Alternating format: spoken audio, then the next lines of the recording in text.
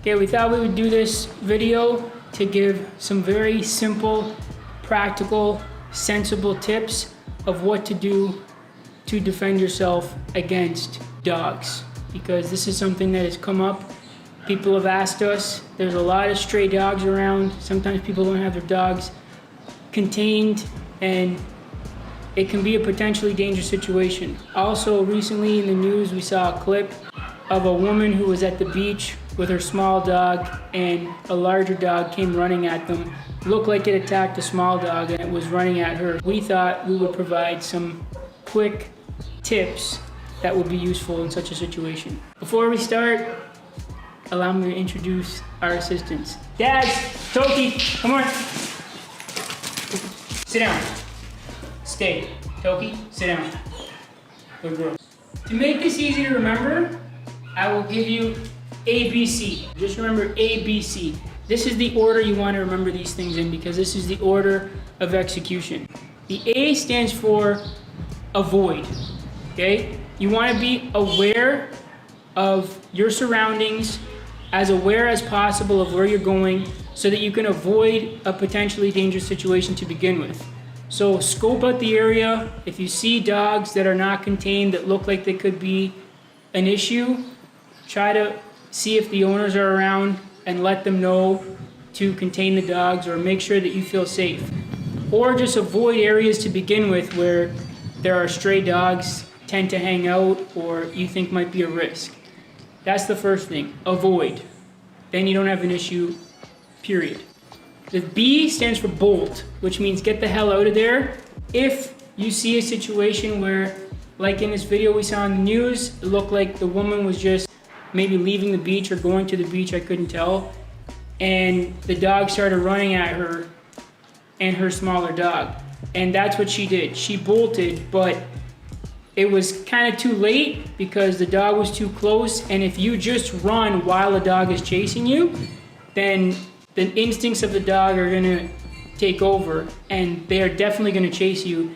And you're probably not going to outrun a dog unless you're already further enough away, or you have an escape plan, something to get over. I'm going to show you a very quick way to get up onto an elevation if there's one nearby, or over a fence. The easiest way to get up over a fence or onto an elevation is by using what we'll call the safety vault. You need to first support yourself on your hands, and then you need to get one foot up to give you the leverage to get up. So the easiest way to get up is like this. Most people would like lay their whole body on it and then try to get one leg up and try to swing the other leg up. And by the time all that happens, it's going to be too late if a dog's trying to get you. If a dog is trying to get you, Daz, come here. See how quick that was? It's much easier to get up if you have a technique that's more efficient. And this is just the most efficient way to get up on a ledge or to get over a fence. It would work the same. Break it down. All you're doing is getting as close to the object as possible, using your hands in sync with your jump to support your hands on the object, and then you're going to bring one leg up, either leg, and from there you can use the 3 points of support, the foot and the two hands, to get over. Okay, so that'll work for a wall or a fence that is at least low enough that you can reach with your hands and your jump combined. Get at least to the point where you can support yourself on your hands, get your body weight over, and then get one foot up and get over like that. Okay, that's the easiest way. So awareness or avoid, be aware and avoid the situation. Bolt, and if you can, bolt to a nearby fence or object that you can get up on quickly, and we just showed you a technique for that. And the C is the last resort, is if you need to confront the animal. So we'll show you that next. Okay, so if you can avoid and bolt, then the situation is taken care of. But you may need to confront the animal. You may not be able to run away in time. There's a few things to keep in mind if that happens. Number one is animals read your energy. Okay, they're not like humans that are looking for all these other cues that don't really mean anything. They're just reading your energy. So you have to be very calm. Your energy has to be calm, but it also has to be intense. If you're not used to generating intensity, then you kind of have to practice it and fake it till you make it. So that's why I think it's good for anybody to practice practical self-defense and practice things that's gonna get you in a mode where you can train yourself to be relaxed but intense at the same time, because that is what the animal is gonna read. Most times, if your energy is right, you'll be able to disarm the dog without even having to even do anything. But if it's a dog that's out of control and it's gonna come at you, then you need to be able to show it that you are calm and in control, but at the same time, you're intense and ready to deal with the situation. We'll show you some techniques that could possibly turn a lethal bite or just a very, very bad bite into a bite that you can just deal with it and save your own life. So again, the energy is important and your posture says a lot. Your posture sends a huge message in terms of your energy. So if a dog is coming at me, Daz, come here. If I walk away like this, I'm not really saying, see how it's still following me? But if I do this, okay? If I posture myself properly, and posture is not just about being loud and getting big, okay? This is a misconception. When people try to want to act tough, they walk around trying to take up as much space. That is, you can read that a mile away if you know what you're doing.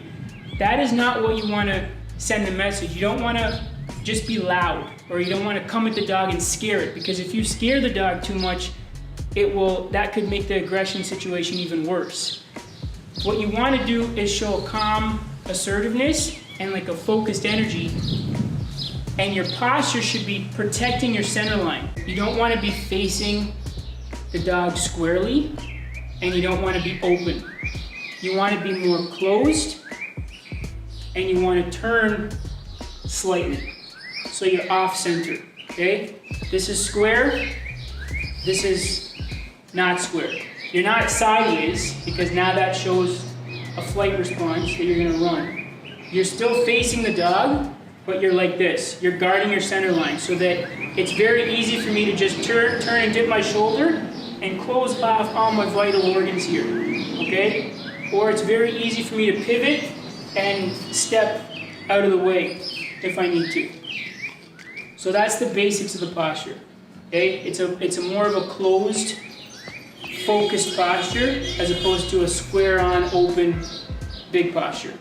The next thing is, from that posture, you need to be immediately ready to deflect or block.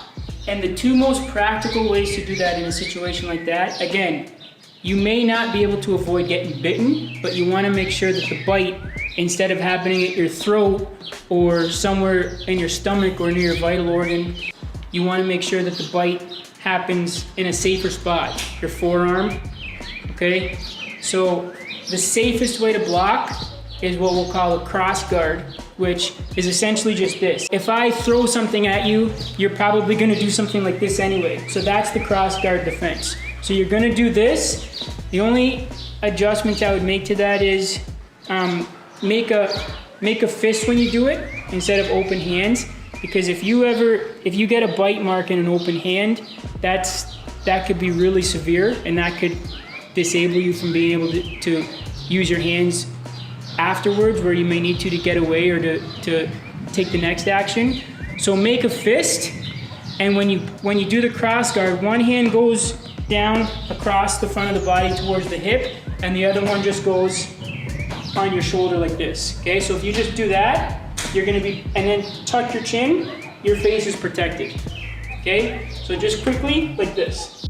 While the cross guard is effective and could potentially save your life, it's not enough in itself. You also have to be prepared to deliver some kind of a strike or attack to get the dog to back off. When you're here, you make a tight fist and you use this part of your fist, you stay in compact, and you can deliver quite an effective blow that way. What is even more effective is if you can learn a simple push kick. A push kick is very effective for keeping distance between you and an attacker, okay? I'll show you how effective it is, even just with my dog right now. Daz, come here, up! So I can put my foot to hold him off into his body. Don't put it at his face because he can just bite your foot. But as he's coming in, he has to lunge at you like this. So you go for somewhere here and you just drive your knee up. First, you chamber your knee, so you drive it up, and then you push like you're trying to kick down a door. You're gonna drive your knee up, chamber your knee up, and then it's a push. It's not a flip kick. You're not doing this, and you're not stomping, okay? You need to get your knee up, which also defends you. Daz, come here. Up, up. The knee also defends you. You see that? The knee also defends you. And from there, you can fend him off with the push kick. So it's more of a push. It's not a snap kick or a flick kick. So you're gonna drive your knee up and then push like you're trying to kick down a door. So to recap so far, confront.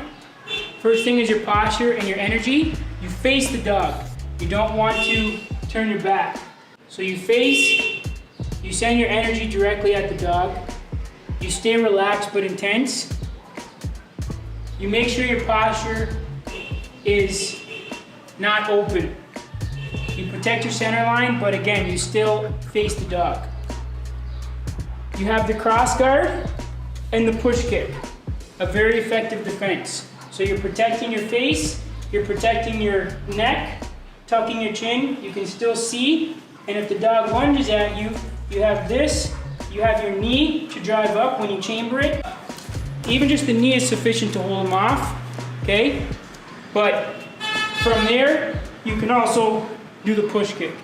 And if you deliver a sharp enough push kick to the chest area, stomach area, and you can practice that and deliver a powerful enough kick, it's probably going to be enough to deter the dog. Next is parrying. So the dog may be lunging at you, you do that. If it keeps coming at you, you may need to be able to keep parrying, or what I mean by parrying is deflecting the dog away, and I would recommend you do that with a closed fist like this, but for the purpose of demonstration, because I don't want to injure my assistant, I'm just going to do it with an open palm, okay? Good boy, come here, up, up, up, good boy, up. So when you're doing the deflecting, it's kind of just, you're stepping out of the way and using the momentum of the dog to let it continue. It's coming at me, I'm stepping away and using its own momentum to send it, okay?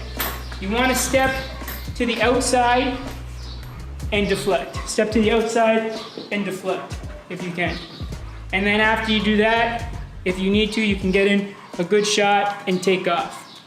Even better than that is if you can grab something nearby.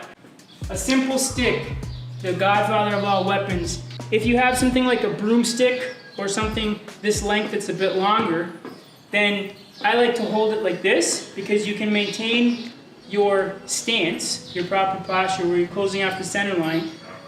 One hand like this and one hand like this, just like if you were sweeping. And from here you can deliver very powerful shots just by simply flicking it like that. That is a very, very devastating blow. If you just, like that, that's a devastating blow. You can also, we call, it's like a jab. Usually when people pick up a stick, they will hold it like this and swinging it wildly like this, okay? That's not gonna be effective because once you do this, I mean, a dog is quick. So Once you do that, now all it has to do, if it missed or if you didn't hit it hard enough, it's gonna come right back at you. But if I'm like this, Daz, come here boy, good boy. If I'm like this, I'm always in control. I don't have to do any wild swings. All I need to do is that,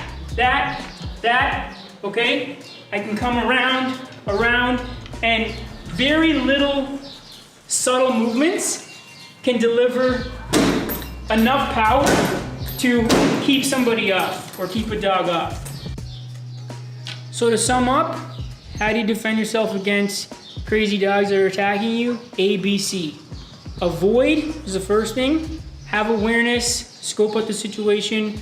Try not to put yourself in a situation where you're gonna be at risk. Failing that, if you spot the situation a little bit late, but still early enough to bolt, then the B stands for bolt. Get the hell out of there and try to find an elevation where you can use the safety vault and either get over a fence or get up onto a ledge where the dog is not likely to be able to reach you. And the last but not least is confront. If you need to confront the dog, then you need to be very aware of your energy and your posture, because even if you're defending yourself using the cross guard block that we talked about, this sends a very different message than this. So you need to be still confronting, but defending at the same time. So you're blocking, but at the same time you're also attacking if you need to. Grab something if you can, keep it in close, and use sharp but powerful strikes with fierce intention behind them, and do what you need to do to defend yourself. Thanks for watching. I hope that's helpful. If you have any questions, you can comment below. Daz, come here, boy. Sit. Yogi, come here. Good girl. Sit. Good girl. No dogs were harmed in the making of this video. Good boy. Good boy.